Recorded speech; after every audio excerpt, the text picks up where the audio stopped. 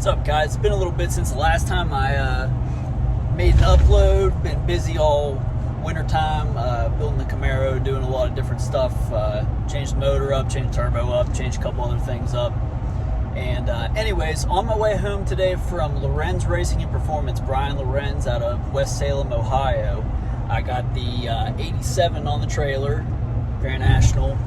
And last time you guys saw that, I burned the transmission up at the flashlight drags. It was, we were hot lapping it in the streetcar class, and it roasted the converter. The whole trans, I guess, looked like it was burned up, so that probably wasn't a good deal. And so anyways, put a Turbo 400 in the car. We put a bump button, new trans brake that's on the handle. I'll show you guys that whenever I get back to the shop here.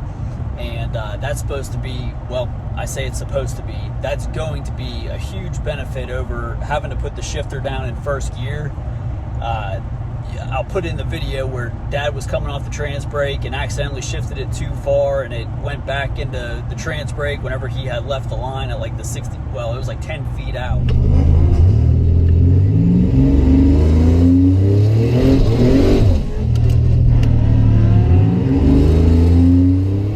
Anyways, Brian took me for a little ride, and the car runs great. Fixed all of our blow-by issues. We put a vacuum pump on the car.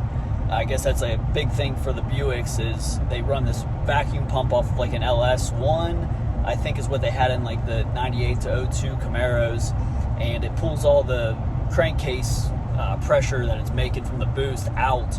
It's activated by a Hobbs switch, comes on at 7 pounds of boost, and so Brian put one of those on to hopefully fix all of our blow-by issues. Found a couple other little things.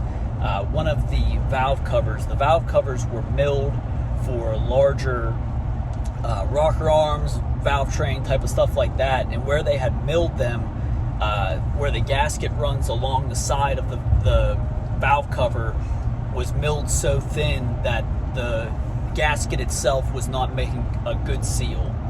So we were having a little bit of oil blowing out there. So anyways, yeah, new trans, new converter, new drive shaft. And then Brian just did a bunch of really nice work on the car that I'll show you guys as soon as I get back to the shop and take it out for a little spin and see how it runs with a Turbo 400. Good? Yep.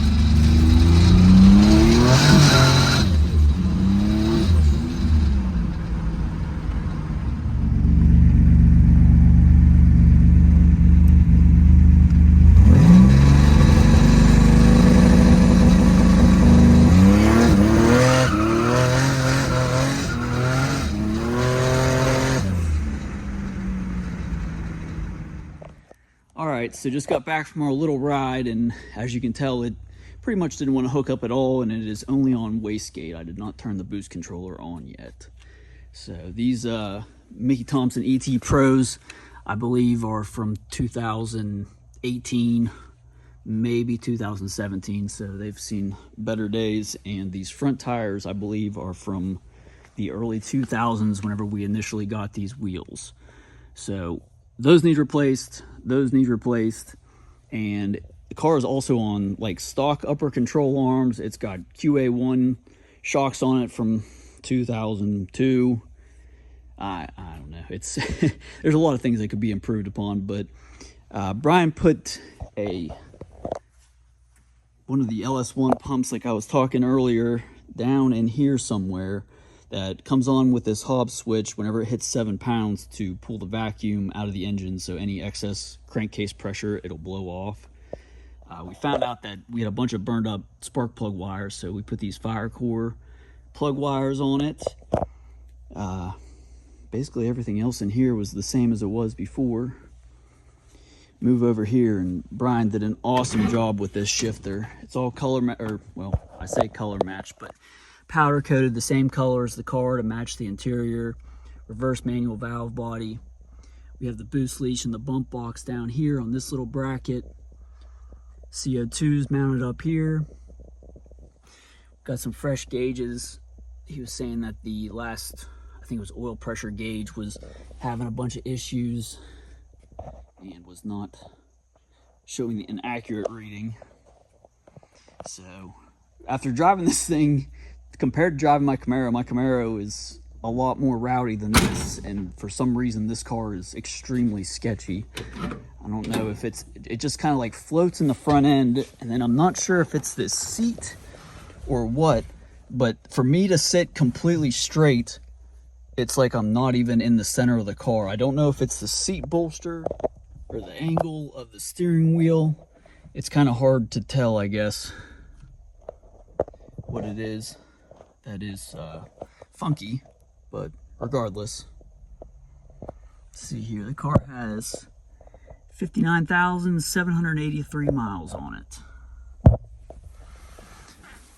So that's about gonna wrap it up for this video, and hopefully we'll have this car out a lot more this year and get it to maybe some no preps, some on preps, and whatnot.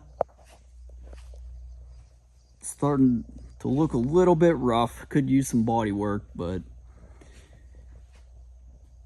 still looks pretty rowdy.